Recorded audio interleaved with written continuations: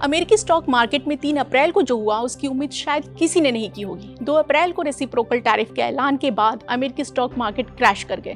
S&P 500 index 4.84% crash किया, जबकि Nasdaq 5.97% तक टूट गया। डाउ जोन्स 3.98% तक गिरा। ट्रंप के टैरिफ ने अमेरिकी स्टॉक मार्केट की हवा निकाल दी। अमेरिकी शेयर मार्केट की गिरावट का अंदाजा आप सिर्फ इस बात से लगा सकते हैं कि 2025 के 3 महीनों में नैस्डैक 15% गिर चुका है। ट्रंप ने 20 जनवरी 2025 को अमेरिका के राष्ट्रपति पद की शपथ ली थी। तब से अमेरिकी मार्केट में लगातार गिरावट जारी है। बाजार फिलहाल मुश्किल में है, इसलिए छोटे निवेशकों को फिलहाल कोई रिस्की ट्रेड नहीं लेना चाहिए। अगर हम इंडियन मार्केट की बात करें तो 3 अप्रैल को ट्रंप के टैरिफ का इस पे बहुत ज्यादा असर नहीं पड़ा, लेकिन 4 अप्रैल को हालात बिल्कुल अलग है। 3 अप्रैल को इंडियन मार्केट्स के जो इंडेक्स थे, अहम इंडेक्स थे, वो सिर्फ 1% से भी कम गिरावट के साथ बंद हुए। सवाल ये है कि आखिर ग्लोबल स्टॉक मार्केट में इतनी ज्यादा गिरावट की क्या वजह है? क्या इंडियन मार्केट पे इस गिरावट का और ज्यादा असर पड़ेगा? और सबसे बड़ा सवाल ये है कि फिलहाल निवेशकों को क्या करना चाहिए। सबसे पहले तो ये समझ लेना जरूरी है कि ट्रंप के रेसिप्रोकल टैरिफ का मकसद है कि ज्यादा से ज्यादा मैन्युफैक्चरिंग कंपनियां अब अमेरिका में अपने प्लांट लगाएं। लेकिन मुश्किल ये है कि इस फैसले का ग्लोबल मार्केट में बहुत खराब असर पड़ रहा है। ट्रंप सरकार ने ट्रेड पॉलिसी में बड़ा बदलाव लाने का प्लान बनाया है। इसका मकसद अमेरिकी ट्रेड डेफिसिट में 50% तक की कमी करना है। 2024 में अमेरिका का ट्रेड डेफिसिट 1.2 लाख करोड़ था। अमेरिका ने ट्रेड डेफिसिट घटाने के लिए जो प्लान बनाया है वो ये है। अमेरिका में इंपोर्टेड गुड्स पे ज्यादा ड्यूटी लगाने का फैसला पहला कदम है। अमेरिकी सरकार के खास निशाने पे चीन, मेक्सिको, कनाडा और यूरोपीय यूनियन जैसे देश हैं। अमेरिकी कंपनियों को अमेरिका में उत्पादन करने के लिए प्रोत्साहित किया जा रहा है और ट्रंप चाहते हैं कि ज्यादा से ज्यादा गुड्स अब अमेरिका में बने। उनका मकसद है कि अमेरिका में बनने वाले गुड्स पे वो टैरिफ खत्म कर देंगे, जिससे वो सस्ते हो जाएंगे। अभी अमेरिका की जीडीपी में मैन्युफैक्चरिंग की हिस्सेदारी सिर्फ 10% है। ट्रंप सरकार डॉलर को कमजोर करना चाहती है। ऐसा करने से अमेरिका में बने गुड्स की जो प्रतिस्पर्धी क्षमता है वो दूसरे देशों में बढ़ेगी, यानी कि डॉलर सस्ता होने से वो प्रोडक्ट्स दूसरे देश में भी सस्ते में मिलेंगे।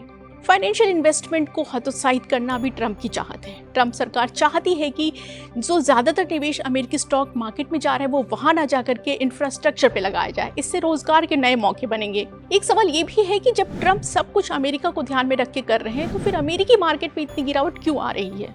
अमेरिकी स्टॉक मार्केट्स के प्रमुख इंडेक्स S&P 500 में 7 कंपनियों की हिस्सेदारी 37% से ज्यादा है। इन कंपनियों को मैग्निफिसेंट 7 कहा जाता है। इनमें Apple, Microsoft, Google, Amazon, Nvidia, Tesla और मेटा जैसी बड़ी कंपनियां शामिल हैं। इन कंपनियों के सामने 3 सबसे बड़ी चिंता है। पहला, एप्पल जैसी कंपनियां अमेरिका से बाहर अपना ज्यादातर मैन्युफैक्चरिंग कर रही हैं। आईफोन की 50% से ज्यादा मैन्युफैक्चरिंग चीन में होती है। अमेरिका के टैरिफ बढ़ाने से विदेश में बने आईफोन अब अमेरिकी मार्केट में महंगे हो जाएंगे। इससे अमेरिकी कंपनियां दूसरे देशों की जगह अमेरिका में मैन्युफैक्चरिंग करने के लिए प्रोत्साहित होंगी। दूसरा, ज्यादातर अमेरिकी टेक्नोलॉजी कंपनियों का कारोबार दुनिया भर में फैला हुआ है। हालांकि यूरोपीय यूनियन इन कंपनियों के लिए सबसे बड़ा बाजार है। अभी अमेरिका ने सिर्फ गुड्स पे रेसिप्रोकल टैरिफ लगाया है, उन्होंने सर्विसेज पे कोई टैरिफ नहीं लगाया। अब यूरोपीय यूनियन जवाबी कार्रवाई में अमेरिकी सर्विसेज बिजनेस पर भी चोट कर सकता है। यूरोपीय यूनियन ने पहले ही गलत जानकारियां फैलाने के लिए एक्स पे $1 अरब का जुर्माना लगाने का प्लान बना चुका है। इन उपायों का असर अमेरिका के सर्विसेज बिजनेस पे क्या पड़ेगा ये आगे आने वाले वक्त बताएगा। तीसरा ये है कि टैरिफ बढ़ने से अमेरिका में महंगाई बढ़ने वाली है, जिससे इंटरेस्ट रेट भी हाई लेवल पे बना रहेगा। ये टेक्नोलॉजी कंपनियों की वैल्यूएशन के लिए बहुत खराब है। चौथा, अगर ज्यादा टैरिफ लगाने की वजह से ग्लोबल ट्रेड घटता है तो उन कंपनियों पे ज्यादा असर होगा जिनके रेवेन्यू का बड़ा हिस्सा दूसरे देशों से आता है। इन कंपनियों का रेवेन्यू घट सकता है, इससे अमेरिका में भी मंदी आ सकती है। इन सब के बीच क्या डॉलर कमजोर होने वाला है? आमतौर पर अनिश्चितता बढ़ने पे इन्वेस्टर्स दूसरी करेंसी से निकल करके अपना निवेश डॉलर में लगाते हैं। इस बार हालात अलग दिखाई दे रहे हैं। डॉलर को कमजोर बनाना ट्रंप की स्ट्रैटेजी का हिस्सा है। वो इससे अमेरिका में विदेशी निवेश को आकर्षित करना चाहते हैं। ट्रेड डेफिसिट घटाने की कोशिश से भी डॉलर में कमजोरी आएगी। केंद्रीय बैंक और फंड मैनेजर्स डॉलर में अपना निवेश घटाने की कोशिश करेंगे। वो दूसरे एसेट्स में अपना इन्वेस्टमेंट बढ़ा सकते हैं। इन सब फैसलों का इंडिया पर आगे क्या असर होगा ये जानना भी जरूरी है। ट्रंप की रेसिप्रोकल टैरिफ से भले ही दुनिया भर में उथल पुथल की स्थिति बनी हुई है, लेकिन ये कुछ मायनों में इंडिया के लिए फायदेमंद साबित हो सकता है। जून 2024 में विदेशी इन्वेस्टर्स का अमेरिकी फाइनेंशियल सिक्योरिटीज में 31.3 लाख करोड़ डॉलर का निवेश था। इनमें से $17 ट्रिलियन अमेरिकी कंपनियों के शेयरों में है और $12.5 ट्रिलियन लंबी अवधि के बॉन्ड्स में है। अगर डॉलर कमजोर होता है तो कुछ विदेशी निवेशक अपने निवेश में बदलाव कर सकते हैं, खासकर तब जब उन्हें लगता है कि अमेरिकी स्टॉक मार्केट ट्रंप की प्रायोरिटी नहीं है। ऐसे में इंडिया की ग्रोथ स्टोरी विदेशी निवेशकों को फिर से अट्रैक्ट कर सकती है। रेसिप्रोकल टैरिफ का इंडिया की जीडीपी पर सिर्फ 0.60% तक असर पड़ने का अनुमान जताया जा रहा है। इसका मतलब है कि इंडिया पे रेसिप्रोकल टैरिफ का दूसरे देशों के मुकाबले कम असर होगा। इसकी वजह यह है कि इंडियन इकोनॉमी की ग्रोथ काफी हद तक घरेलू कंजम्पशन पर आधारित है। डॉलर के ज्यादा कमजोर होने से रुपए की मजबूती बढ़ेगी। इंडिया का अमेरिका के साथ 45 अरब डॉलर का ट्रेड सरप्लस है। इससे उलट चीन, कोरिया, वियतनाम और ताइवान जैसे देश अमेरिका के निर्यात पर काफी ज्यादा निर्भर है। रेसिप्रोकल टैरिफ बढ़ने से टेक्सटाइल्स, अपैरल्स, फुटवेयर और इलेक्ट्रॉनिक गुड के मामले में इंडिया की प्रतिस्पर्धी क्षमता और बेहतर होगी। अगर आप मार्केट से जुड़े हैं तो ये जानना जरूरी है कि इंडिया के सामने क्या जोखिम है।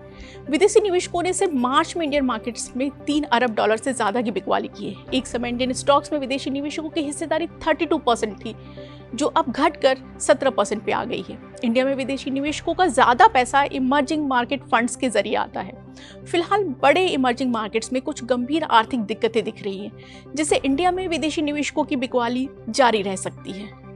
इंडिया को ज्यादा रिस्क रेसिप्रोकल टैरिफ से नहीं बल्कि इसके असर से है, खासकर इससे कि दूसरे देश ट्रंप के रेसिप्रोकल टैरिफ के जवाब में किस तरह के कदम उठाते हैं।